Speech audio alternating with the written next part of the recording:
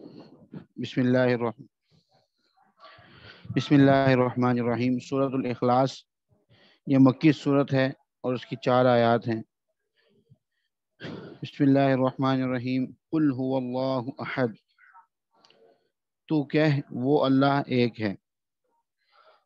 اصل میں جو کفار مکہ تھے اور مشرکین تھے وہ آپ صلی اللہ علیہ وسلم سے اکثر پوچھا کرتے تھے کہ تم جس اللہ کی طرف بلاتے ہو اور جس اللہ کی تم ہمیں صفات بتاتے ہو اور یہ کہتے ہو کہ اس کی عبادت کرو، تو یہ کون ہے، اس کا حسب نسب کیا ہے؟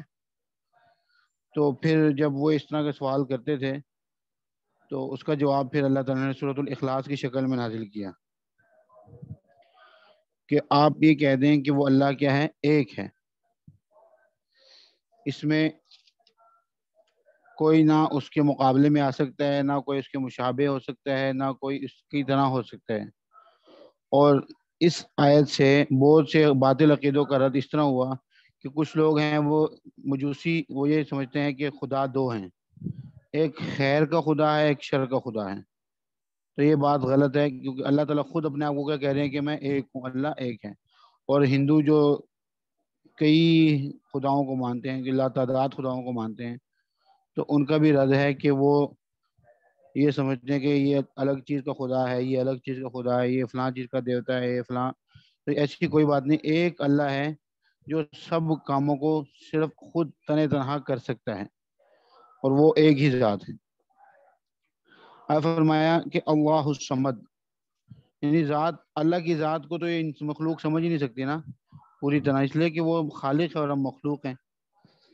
تو مخلوق کے خالق کو پوری طرح سمجھ جانا یہ تو نہیں ہو سکتا، لیکن یہ ہے کہ اس کی صفات اور اس کی جو بڑی بڑی صفات ہیں اس کو سامنے لے آیا جائے تو کچھ نہ کچھ جو ہے نا ایک حد تک اللہ تعالیٰ کا تعارف ہو جاتا ہے۔ پھر آگے جتنا آدمی آگے جاتا رہے، یعنی اللہ تعالیٰ کی معرفت اس کو جتنی زیادہ نصیب ہوتی ہے وہ الگ بات ہے، لیکن سب کے لیے جو ہے تعارف وہ یہ ہے کہ اللہ بے نیاز ہے۔ بے نیاز کیا مطلب؟ بے نیاز کا مطلب یہ ہے کہ تمام حاجات میں اللہ تعالیٰ ہی کی طرف رجوع ہوتا ہے۔ جتنے بھی کام ہیں، جس کا بھی کام ہے، جو بھی کام ہے، وہ سب کہ سب کون کرتا ہے، ہر کام کون بناتا ہے؟ وہ اللہ تعالیٰ ہے۔ اور اللہ تعالیٰ کی صفت سمدیت ایسی صفت ہے کہ اس کا کام تو کسی کے بغیر بھی بن سکتا ہے، یعنی وہ جو کام کرتا ہے اس کو کسی کی بھی ضرورت نہیں ہے، لیکن اس کے علاوہ جتنے بھی مخلوق ہے اس سب کو اپنے کاموں کے کروانے میں کس کی ضرورت ہے؟ اللہ تعالیٰ کی ضرورت ہے۔ لم یلد ولم یولد، نہ کسی کو جنا نہ کسی سے جنا، یعنی نہ وہ کسی کا باپ ہے نہ کسی کا بیٹا ہے، نہ ہی اللہ کے کوئی بیٹے ہیں نہ ہی اللہ کسی کے بیٹے ہیں۔ تو جو عیسائی ہیں یا یہودی، جو عیسائی عیسیٰ علیہ السلام کو، یہودی حضرت عزیر علیہ السلام کو خدا کا بیٹا سمجھتے ہیں، تو اس سے ان کی بات کیا ہوگی؟ رد ہوگی، بات غلط ثابت ہوگی، اس لیے کہ اللہ تعالیٰ تو خود فرما رہے ہیں، یہ ساری وہی ہے نا، اللہ تعالیٰ کی طرف سے ہے۔ اللہ فرمائے نہ میرا کوئی بیٹا ہے اور نہ میں کسی کا بیٹا ہوں، وَلَمْ يَكُنْ لَهُ كُفُوًا أَحَدٌ، اور نہیں اس کے جوڑ کا کوئی، یعنی اس کے جوڑ کا کوئی بھی نہیں ہے۔ اللہ تعالیٰ پر غالب آنا تو دور کی بات ہے، اس کے ہم مثل اور اس کی طرح کا ہونا بھی مخلوق میں ہونا ممکن نہیں ہے۔ آگے سورۃ الفلق ہے۔ بسم اللہ الرحمن الرحیم۔ قل اعوذ برب الفلق، اللہ تعالیٰ فرماتے ہیں کہ نبی تو کہہ میں پناہ میں آیا صبح کے رب کی۔ صبح کے رب کی کیا مطلب؟ یعنی جو رات کو ختم کرنے کے بعد صبح کی روشنی لے کے آتا ہے وہ کون ہے؟ وہ اللہ تعالیٰ کی کئی صفات ہیں، لیکن یہ صفت اللہ کی یہاں پہ کیا ہوئی، بیان ہوئی کہ صبح کے رب کی، جو رات کے اندھیرے کو ختم کرنے کے بعد روشنی کو لے کے آتا ہے، وہ میں اس کی پناہ میں آتا ہوں۔ من شر ما خلق، تو اللہ تعالیٰ کی کتنی مخلوقات ہیں، یہ مخلوقات اس میں ان کی برائی، مخلوقات بری بھی ہوتی ہیں اچھی بھی ہوتی ہیں، کوئی دوسروں کو نقصان بھی پہنچاتی ہیں، فائدے والی بھی ہوتی ہیں۔ تو فرمایا کہ من شر ما خلق، کہ میں ہر چیز کی بدی سے پناہ میں آتا ہوں جو اس نے بنائی ہے. یعنی اللہ تعالیٰ نے جتنے بھی مخلوقات بنائی ہیں ان تمام کی بدی سے میں کیا کرتا ہوں؟ پناہ میں آتا ہوں. اور پناہ کس کی پناہ میں آتا ہوں؟ اللہ کی پناہ میں. ومن شر غاسق اذا وقب، اور اندھیرے کی پناہ، اندھیرے کی بدی سے، یعنی اندھیرے کا جو شر ہے اس سے پناہ میں آتا ہوں جب کہ اندھیرا آ جاتا ہے. کس کی پناہ میں آتا ہوں؟ اللہ کی پناہ میں آتا ہوں. اندھیرے سے مراد ہر اندھیرا، یعنی کوئی گمراہی بھی ایک اندھیرا ہے، دل کا سیاہ ہونا یہ بھی ایک اندھیرا ہے، اور گناہوں میں پڑ جانا یہ بھی ایک اندھیرا ہے. تو اس سے سب قسم کے اندھیرے مراد ہیں. ومن شر النفاثات فی العقد، اور بدی سے عورتوں کی جو گروہ میں پھونک ماریں، یعنی وہ عورتیں جو جادو کرتے وقت پھونکے مارتی ہیں ان کی بھی برائی سے میں کیا کرتا ہوں؟ پناہ مانگتا ہوں، اللہ کی پناہ مانگتا ہوں. یہاں پہ گروہ میں پھونکے مارنے والوں سے وہ جماعتیں ہیں، وہ لوگ مراد ہیں جو جادو ٹونا کرتے ہوئے جو ہے نا وہ ظاہر اپنے جتنے مختلف اعمال کرتے ہیں وہ اس میں عملیات کرتے ہیں، وہ پھونکے مارتے تھے، تو وہ سارے ان سے مراد ہیں. اور حضور صلی اللہ علیہ وسلم پر جب جادو ہوا تھا تو ان میں بھی عورتیں شریک تھیں، اس لیے پھر ان عورتوں کا ہی ذکر کر دیا. ومن شر حاسد اذا حسد، اور بدی سے برا چاہنے والے کی جب لگے ٹوک لگانے، یعنی برا چاہنے والا جو حاسد ہوتا ہے اس کی بدی سے بھی میں کیا کرتا ہوں؟ پناہ میں مانگتا ہوں جب کہ وہ ٹوک لگانے لگے. یعنی ایک ہوتا ہے کہ جو حاسد ہے وہ یہ چاہتا ہے، دل ہی دل میں چاہتا ہے کہ فلاں آدمی کے پاس جو نعمت ہے وہ اس کے پاس نہ رہے. ایک تو ایک اس کا خیالی بات ہے، لیکن وہ ایک وقت ایسا بھی آتا ہے کہ وہ عملاً بھی کام شروع کر دیتا ہے، وہ یعنی چھیننے کی یا اس کو مارنے کی یا اسے چیز لے لینے کی، غصب کر لینے کی اس کی کوشش کرتے ہیں. تو اس سے وہ حالت مراد ہے. یعنی اگر تو وہ برا سوچتا ہے کہ کسی کے پاس فلانی چیز نہیں ہونی چاہیے تو وہ اپنے اس کی ٹینشن ہے نا، وہ خود ٹینشن میں آئے گا. لیکن ہمیں کیا ٹینشن؟ ہمیں تو ٹینشن اس وقت ہوگی جب وہ حملہ کر کے ہم سے کوئی چیز لینا چاہے، یعنی عملاً کوئی کام کرنا چاہے تو پھر ہمیں کیا ہوگی؟ اس کی ٹینشن ہوگی.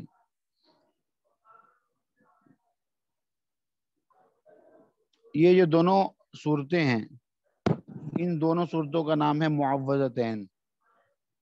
معوذتین، اس میں تعوذ آیا نا، یعنی قل اعوذ برب الفلق ہے اور قل اعوذ برب الناس ہے، اس میں پناہ مانگی گئی ہے. تو ان کا نام بھی اسی مناسبت سے معوذتین رکھا گیا ہے. ان کو معوذتین کہتے ہیں. معوذتین. حضور اکرم صلی اللہ علیہ وسلم پر جب کوئی جادو کرنے کی کوشش کی گئی تھی اور آپ صلی اللہ علیہ وسلم پر اثرات بھی آپ کے اوپر نازل ہوئے، کوئی ظاہر ہونا شروع ہو گئے تھے، تو اس وقت پھر یہ دونوں جو ہے نا صورتیں نازل ہوئی کہ اللہ تعالیٰ نے اپنے مخلوق کو، حضرت محمد صلی اللہ علیہ وسلم کو، جتنے بھی لوگ ہیں ان سے پناہ مانگنے کے لیے یہ صورتیں تنقید کی تھی کہ اس طرح جو ہے پناہ مانگا کرو. اور آپ صلی اللہ علیہ وسلم رات کو سونے سے پہلے ان دونوں صورتوں کو تلاوت کر کے اور اپنے ہاتھوں پہ پھونک کے اپنے سارے جسم پر مل لیا کرتے تھے، کیونکہ شرور تو کسی وقت بھی آ سکتے ہیں. تو ایک گویا کہ اللہ تعالیٰ کی حفاظتی حصار میں بندہ آ جاتا ہے. بچوں پہ بھی جو ہے نا اس کو پھونکا کرتے تھے. اور دوسری صورت جو ہے معوذتین کی دوسری صورت ہے وہ صورت الناس ہے، جو مکی صورت، اس کی 6 آیات ہیں. بسم اللہ الرحمن الرحیم. قل اعوذ برب الناس، تو کہہ میں پناہ میں آیا لوگوں کے رب کی. ملک الناس، یعنی اے نبی جی آپ یہ فرمائیں کہ میں اللہ یعنی جو لوگوں کا رب ہے اس کی پناہ میں آتا ہوں. پناہ میں آنے کا مطلب یہ کہ اس کی جب میں نے پناہ لے لی تو اب مجھے کوئی کچھ کہہ نہیں سکتا. پناہ میں ایسے ہی ہوتا ہے نا کہ اگر آدمی کے پیچھے کوئی لوگ لگے ہوں اور وہ آپ کے پاس آ جائیں کہ مجھے پناہ دے دو، تو آپ پناہ دو گے، اور جو اس کو ڈھونڈنے آئے گا آپ کہو گے مجھ سے بات کرو کیا بات ہے. اب وہ میرے پاس ہے، وہ میری حفظ و امان میں ہے، میں نے اس کو اپنے امان دیا ہوا ہے، آپ اس کو کچھ کہہ نہیں سکتے. ملک الناس، جو ملک ہے یعنی لوگوں کے بادشاہ کی. الہ الناس، اور لوگوں کے معبود کی. بات یہ ہے کہ اللہ تعالیٰ کی تو کتنی ہی مخلوقات ہیں، وہ بہت زیادہ مخلوقات ہیں، لیکن یہاں پہ انسان ہی کے ذکر کیوں کیے؟ اس لیے کہ اللہ تعالیٰ نے انسان کو جو صفات عطا فرمائی ہے نا، وہ صفات کسی اور میں نہیں ہے. تو اس لیے انسان کا جو شرف ہے وہ تمام مخلوقات سے افضل ہے نا، اور جو انسان اشرف المخلوقات ہے. تو اس لیے پھر اسی کا ذکر کیا کہ لوگوں کے بادشاہ کی، یعنی لوگوں کے معبود کی، انسانوں کے معبود. من شر الوسواس الخناس، کس کے شر سے پناہ مانگتا ہوں؟ اس کی بدی سے، اس کی جو پھسلائے اور چھپ جائے، یعنی شیطان مراد ہے. یعنی جو لوگوں کو بہلاتا ہے، پھسلاتا ہے اور نظر نہیں آتا. الذی یوسوس فی صدور الناس، وہ جو خیال ڈالتا ہے لوگوں کے دلوں میں. من الجنۃ والناس، چاہے وہ جنات میں سے ہو یا انسانوں میں سے ہو. اب ایک حدیث میں آتا ہے کہ رسول اللہ صلی اللہ علیہ وسلم کا ارشاد ہے کہ جو بچہ بھی پیدا ہوتا ہے اس کے دل پر وسوسہ ڈالنے والا شیطان مسلط ہو جاتا ہے. جب وہ ہوش میں آ کر اللہ کا ذکر کرتا ہے تو یہ وسوسہ ڈالنے والا پیچھے کو دبک جاتا ہے، اور جب وہ دوبارہ غافل ہوتا ہے تو شیطان دوبارہ آ کر وسوسے ڈالتا ہے. تو جب تک انسان اللہ کا ذکر کرتا ہے، اللہ تعالیٰ کے نیک مجلسوں میں ہوتا ہے، مسجد میں ہوتا ہے، نماز پڑھ رہا ہوتا ہے، تب تو شیطان اس کو دھیان سے اگر پڑھ رہا ہو تو شیطان تو پیچھے ہٹ جاتا ہے. لیکن جیسے وہ غفلت کی حالت میں ہوتا ہے تو شیطان پھر اپنا کام دوبارہ شروع کر دیتا ہے. آخری آیت میں فرمایا کہ من الجنۃ والناس، یعنی شیطان جنوں میں سے بھی ہیں اور انسانوں میں سے بھی ہیں. قرآن پاک نے ایک اور مقام پہ بھی یہی فرمایا ہے کہ شیطان جو ہے نا، یہ جنات میں سے بھی ہوتے ہیں، انسانوں میں سے بھی ہوتے ہیں. لیکن ایک فرق ہے کہ جو جن شیطان ہیں وہ نظر نہیں آتے اور جو ہے نا انسان کے دلوں میں وسوسہ ڈالتے ہیں. لیکن انسانوں میں جو شیطان ہوتے ہیں وہ نظر آتے ہیں، اور ان کی باتیں ایسی ہوتی ہیں کہ ان کو سن کر انسان کے دل میں طرح طرح کے برے خیالات اور وسوسے آ جاتے ہیں. ان کے دل میں کوئی بات ہے، مجلس میں بیٹھے اس کی بات سنی تو دل میں ہے نا برے برے خیال. تو یہ انسانی شیطان ہے. اور اس لیے آیت کریمہ میں دونوں قسم کے وسوسہ ڈالنے والوں سے پناہ مانگی گئی ہے. شیطان کی چالیں کمزور ہوتی ہیں اور اس میں اتنی طاقت نہیں ہوتی کہ وہ انسانوں کو گناہ پر مجبور کر سکے. وہ راہ ضرور دکھلاتا ہے، وہ سجھاتا تو ہے، لیکن کوئی کسی کو دھکا دے کے کوئی گناہ نہیں کرواتا.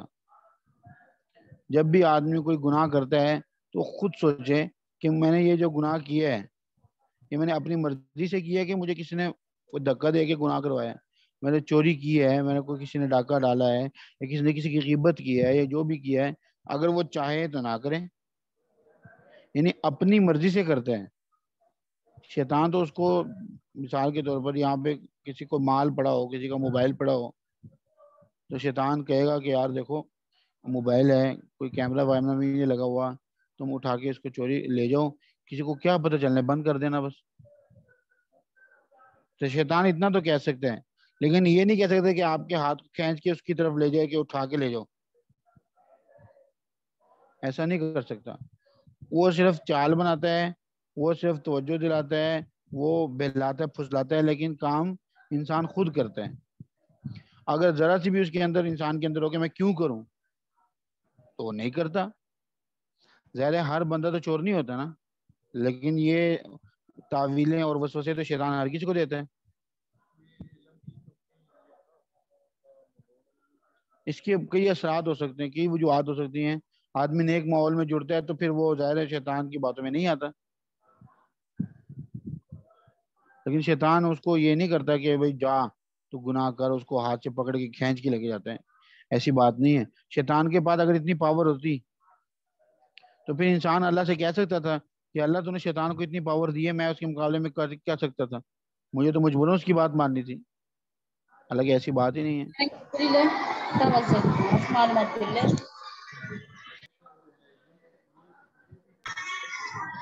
جی وہ تو ہے، لیکن دیکھو اللہ تعالیٰ نے جنت، آپ نے کہا کہ برائی میں جو اٹریکشن ہے، یعنی لوگوں کو اپنی طرف راغب کرتی ہے، تو اللہ تعالیٰ نے بھی ترغیب دی ہے. ایک طرف اللہ کی ترغیب ہے اور ایک طرف شیطان کی ترغیب ہے. اب وہ بندے پہ ہے نا وہ کس کی مانتا ہے. اللہ تعالیٰ فرماتے ہیں کہ شیطان یعدکم الفقر، کہ شیطان تم سے وعدہ کرتا ہے کہ فقر کا، ویأمرکم بالفحشاء، اور تمہیں بری باتوں کا حکم دیتا ہے، واللہ یعدکم مغفرۃ منہ وفضلا، اور اللہ تعالیٰ تم سے بخشش کا وعدہ کرتا ہے اور اپنے فضل کا وعدہ کرتا ہے۔ تو وہ انسان بھی کس کی بات مانتا ہے؟ شیطان کل کو کیا کہے گا کہ میں نے تمہیں ایک بات کی تھی، اللہ نے بھی بات کی تھی، میں نے بھی کی تھی، تم نے اللہ کی نہیں مانی، میری مان لی ہے۔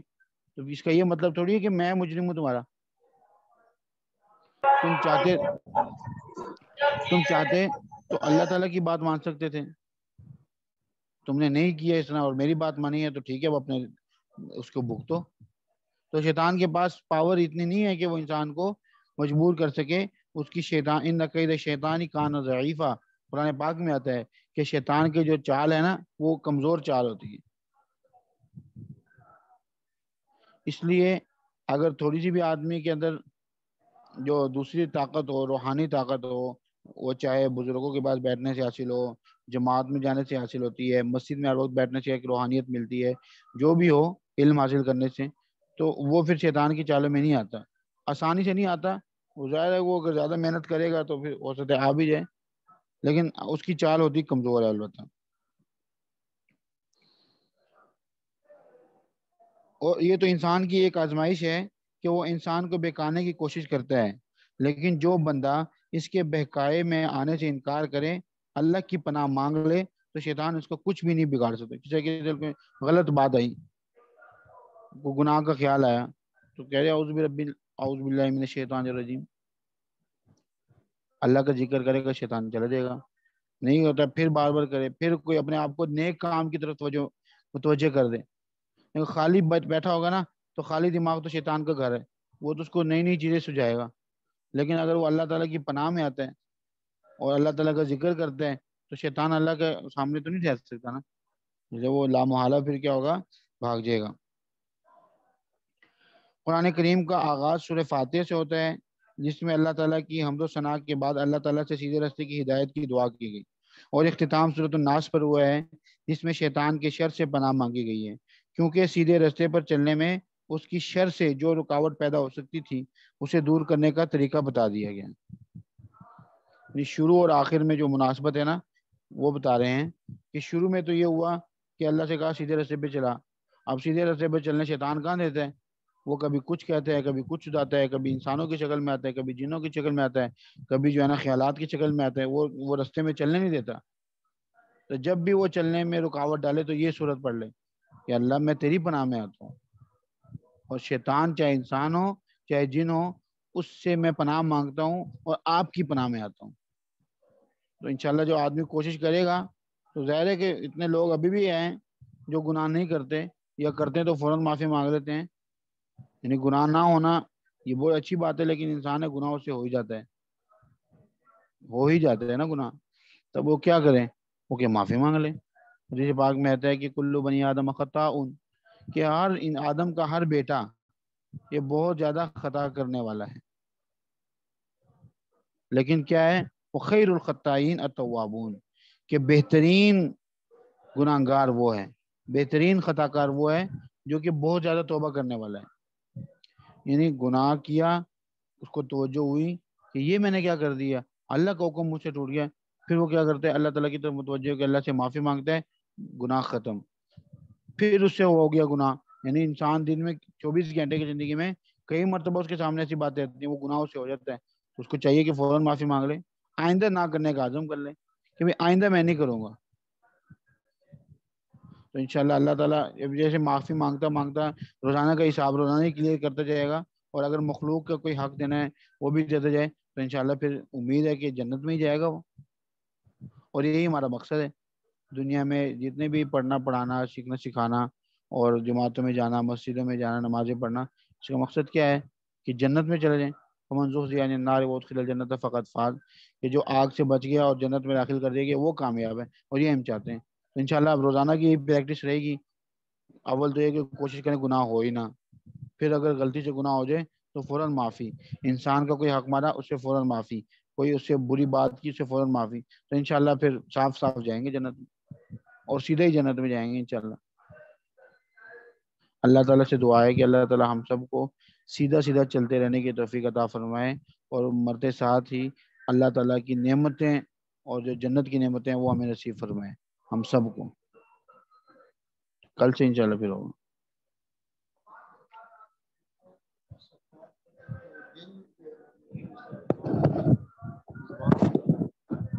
دل ساتھ نہیں دیتا، اس طرح کی کیفیت ہوتی ہے. دل ساتھ نہیں دیتا.